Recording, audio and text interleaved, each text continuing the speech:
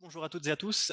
Déjà, merci de m'offrir l'opportunité de vous proposer cet exposé qui donc est basé sur les résultats de ma thèse de doctorat que j'ai soutenu récemment à l'UC Louvain. Alors, je précise juste que j'avais tablé sur 20 minutes, donc je vais tenter d'aller un peu plus vite sur ma présentation. Peut-être juste pour débuter, pour vous donner quelques éléments de contexte, donc j'ai réalisé ma thèse sous la supervision de Marc Zune et d'Isabelle Ferreras qui est présente également dans cet atelier. C'est une thèse en sociologie du travail avec une composante interdisciplinaire en droit. Et la recherche portait de manière générale sur les expériences vécues d'un statut juridique qui est largement mobilisé en Belgique, qui est le statut du volontariat. Mais donc, dans le cadre de cette présentation, je ne vais pas aborder ici les enjeux juridiques. Je vais vraiment, comme le suggère le titre, me focaliser sur la façon dont les résultats de mon travail peuvent contribuer à définir les points cardinaux d'un horizon alternatif à la réduction du travail à une marchandise, au-delà du champ de connaissances propres au volontariat.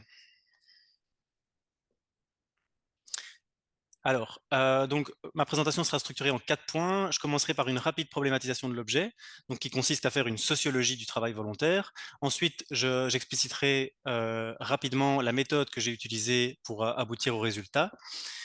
Puis, je vous présenterai une typologie des logiques du travail volontaire, et ce, afin vraiment que vous puissiez comprendre le fondement de ce que je vous exposerai pour finir. Et ce que je vous exposerai pour finir, c'est comment ces logiques du travail volontaire peuvent contribuer à définir donc un horizon alternatif à la réduction économiciste du travail. Alors, rapidement ici, pour que vous puissiez bien situer mon propos en termes de problématisation. Donc, généralement, donc le volontariat n'est pas considéré comme une forme de travail, c'est pourquoi il me semble important de faire ce premier point. Donc, durant la seconde moitié du XXe siècle, en sociologie, l'engagement volontaire a été abordé essentiellement sous l'angle de sa rationalité expressive et politique au sein des associations, et non sous l'angle du travail qui était associé à l'emploi et donc à une activité économique. Et depuis le tournant du XXIe siècle, il y a un courant critique qui s'est développé en sociologie, qui a insisté au contraire sur l'importance de révéler le travail gratuit que le volontariat représente et les formes d'instrumentalisation dont il peut faire l'objet. Alors, par rapport à ces travaux, l'objectif de ma recherche, c'était de prolonger et d'élargir le courant critique qui consiste à étudier le volontariat comme une forme de travail, mais en se focalisant ici véritablement sur les expériences vécues et donc en dépassant une approche qui ne voit dans le volontariat que les formes d'instrumentalisation dont il peut faire l'objet. Alors, je précise ici, parce qu'on peut se demander donc pourquoi peut-on considérer que le volontariat doit être étudié comme une forme de travail? Eh bien, tout simplement parce qu'il présente toutes les dimensions qui sont associées historiquement à la notion de travail, à savoir qu'il s'agit d'une activité productrice de biens et de services, premièrement. Ensuite, c'est une activité qui fait l'objet d'un certain statut, qui est vecteur d'intégration sociale, qui est encadré par des dispositions légales. Et troisièmement, c'est une activité qui implique des expériences vécues en tant qu'activité non seulement psychique, mais aussi matérielle, qui est potentiellement vectrice de réalisation de soi, vectrice d'expression de soi.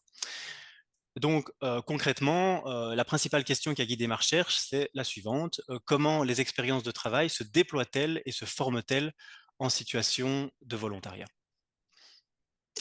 Alors, rapidement sur la méthode, donc j'ai réalisé 3 études de cas au sein d'organisations différentes qui mobilisent le statut de volontaire.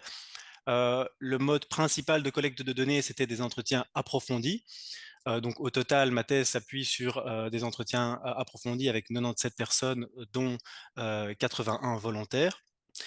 Et donc, c'était une approche résolument qualitative et inductive, où l'enjeu était de développer des typologies pour les différentes étapes de l'expérience, d'abord internes aux organisations et puis de façon transversale.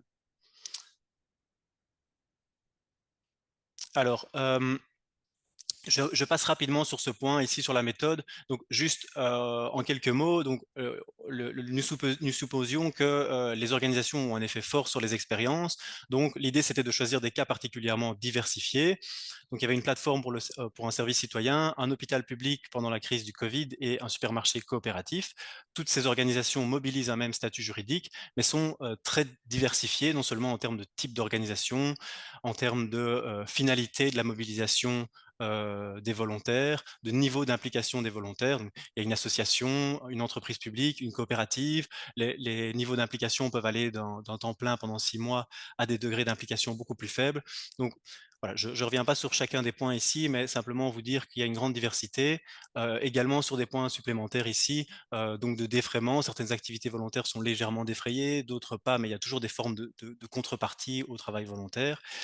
Et sur le profil des volontaires que j'ai interrogés, ça c'est un point important aussi, puisque donc nous supposions non seulement qu'il y avait un effet organisationnel, mais aussi qu'il y avait un effet de la situation que prend le volontariat dans le parcours de vie des personnes. Et donc, j'ai interrogé des personnes au profil varié, tant en termes de genre, d'âge que de statut par rapport à l'emploi. Donc ici, l'enjeu était bien d'avoir une diversité maximum des entretiens plutôt qu'un enjeu de représentativité statistique, puisque la méthode était qualitative. Alors, j'en viens aux résultats. Donc, je voudrais vraiment ici vous esquisser donc cette typologie qui résulte de l'analyse transversale donc des 3 études de cas et de l'ensemble des entretiens que j'ai menés. Donc, vous voyez sur le slide qu'il y a 4 grandes logiques d'expérience du travail volontaire qui peuvent être dégagées. La logique d'intégration, la logique de constitution, la logique de contribution et la logique de politisation. Alors, ces logiques d'expérience, elles renvoient à la fois à des significations subjectives du travail volontaire pour les personnes concernées et à des modes d'action et d'interaction qui varient au fil de l'engagement. Donc, ce sont des logiques qui dépendent tant de la situation de vie des personnes que des contextes organisationnels où elles s'expriment. Alors, je vais revenir sur ces différentes logiques.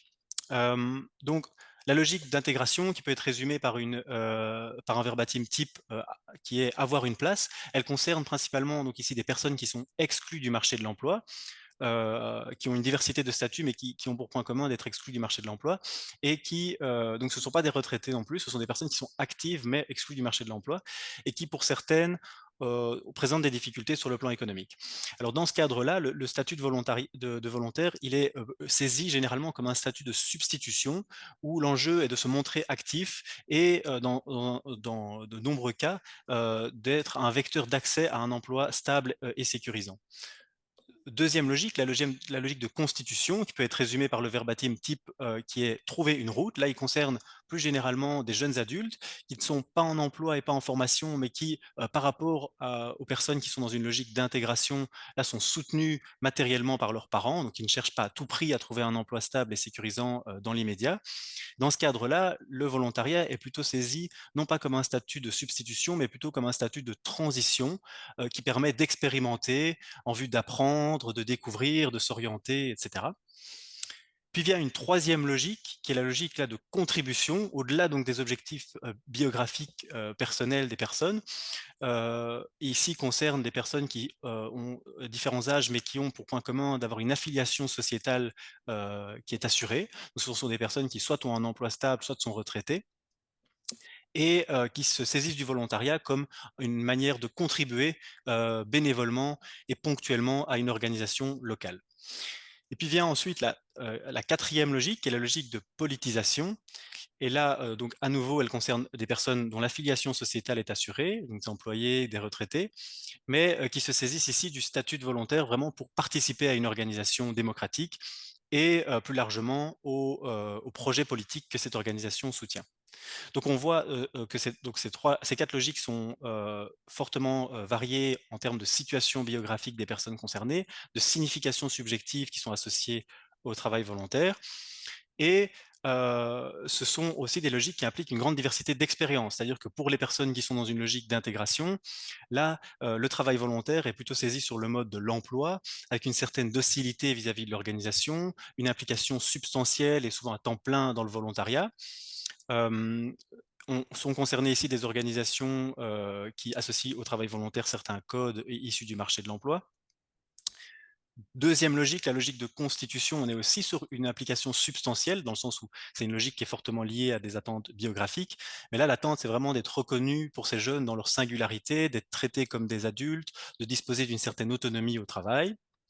Euh, donc je vais pas, pour pouvoir avoir du temps pour la conclusion, je ne vais pas revenir chaque fois sur les types d'organisations qui favorisent l'expression de ces logiques parce que c'est pas le cœur, mais sachez évidemment qu'il y a un effet de structure et d'organisation important.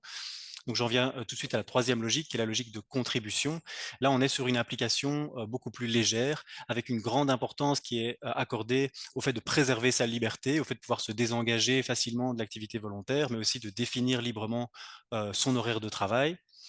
Et puis, pour la quatrième logique, là, on est sur des personnes qui ont un investissement plus important généralement que ce qui est demandé par l'organisation, avec une volonté de participer aux organes de décision et de décision non seulement, enfin, je veux dire, de décision interne, mais aussi aux orientations politiques de l'organisation.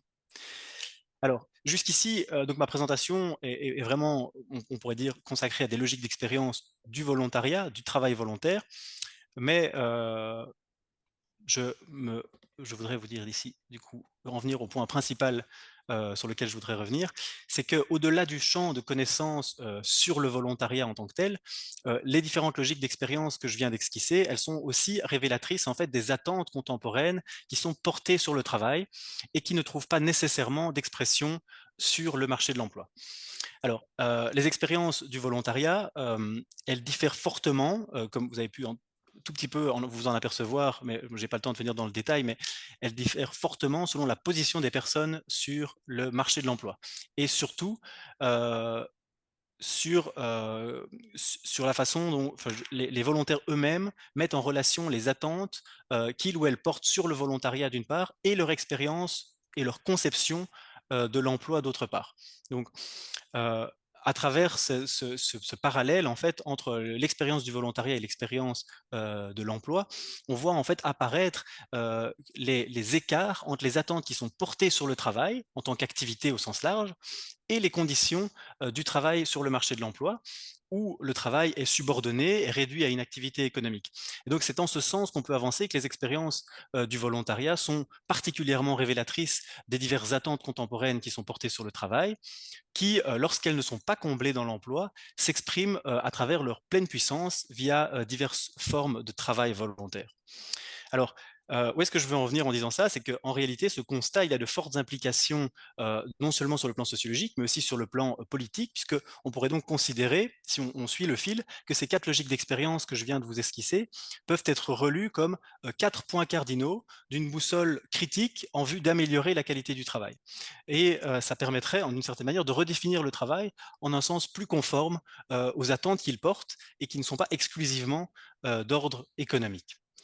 Alors, je viens ici sur mon dernier slide. Donc, si on adopte ici vraiment une posture de sociologue critique qui assume donc que la connaissance a aussi une visée politique, on pourrait considérer que ces logiques sont en fait les étapes comme un continuum vers ce qui serait un régime de travail pleinement épanouissant, dès lors qu'il intégrerait toutes les attentes portées sur le travail. Euh, alors, suivant les résultats de ma recherche, le travail donc ne sera complètement épanouissant que s'il permet, premièrement, d'intégrer toutes celles et ceux qui souhaitent travailler, ce qui implique donc d'assurer un véritable droit au travail. Donc aujourd'hui, le droit à un travail socialement reconnu et économiquement protecteur pour toutes et tous n'est pas pleinement assuré, puisque le marché de l'emploi ne suffit pas à intégrer toutes celles et ceux qui souhaitent travailler. Et que cet enjeu n'est pas pleinement saisi politiquement. Et s'il l'était, donc c'est comme ça que, que je l'aborde à travers ma recherche, c'est que s'il l'était, je n'aurais pas vu au cours de ma recherche tant de personnes en quête d'intégration s'engager en tant que volontaires, faute d'avoir un travail mieux socialement reconnu et plus protecteur économiquement, voire en vue d'obtenir un tel travail. Donc ça, on peut considérer que c'est la première étape, mais au-delà de la quête d'intégration, il y a aussi de fortes attentes de constitution de soi qui portent sur le travail. Donc là, on l'a vu à travers notamment l'expérience des jeunes dans le travail volontaire. Or, aujourd'hui, le travail tel qu'il est organisé sur le marché de l'emploi n'assure pas toujours, pas nécessairement en tout cas, les conditions d'une constitution de soi. Et si c'était le cas, à nouveau, je n'aurais sans doute pas vu non plus tant de jeunes choisir de s'investir pleinement dans des activités volontaires qui ne la rassurent absolument pas les conditions d'une certaine autonomie sur le plan économique, mais toujours dans l'espoir qu'un tel engagement ici puisse leur permettre d'expérimenter des activités, de découvrir, de développer une identité propre et de préciser la place qu'ils souhaitent occuper dans la société. Alors ensuite, il y a une troisième étape. On pourrait considérer qu'une fois que ces deux premières dimensions sont assurées, donc intégration et constitution de soi, les êtres humains semblent se projeter au-delà de leurs objectifs biographiques propres et aspirent à apporter leur contribution dans et pour le monde à travers le travail. Donc là, c'est la logique de contribution que ma recherche a mis en lumière. Donc, en ce sens, le travail porte aussi de fortes attentes en matière d'utilité sociale, de sociabilité, de recherche de sens. Or aujourd'hui, on le sait, il y a un grand nombre d'emplois sur le marché qui contribuent à la destruction des liens sociaux, à l'écocide. Et donc, à travers ma recherche, j'ai pu constater que pour compenser pardon, certaines personnes s'engagent dans des activités complémentaires qui sont utiles à la collectivité, qui sont riches de sens, riches de liens, telles que le volontariat. Et Il faut enfin, conclure. ah bah très bien, j'arrive à la quatrième étape. Donc, ma recherche a mis en lumière une quatrième dimension essentielle à intégrer, donc pour développer un régime de travail qui serait pleinement épanouissant, c'est-à-dire la possibilité, donc ici, pour les travailleurs, de participer aux décisions relatives aux conditions et aux finalités de leur travail. Et donc ici encore, faute de pouvoir exprimer de telles attentes démocratiques dans l'emploi, certains citoyens, certaines citoyennes cherchent à mettre en œuvre ces aspirations démocratiques dans des activités volontaires telles que le volontariat. Et voilà, je terminerai là-dessus. Merci beaucoup pour votre attention.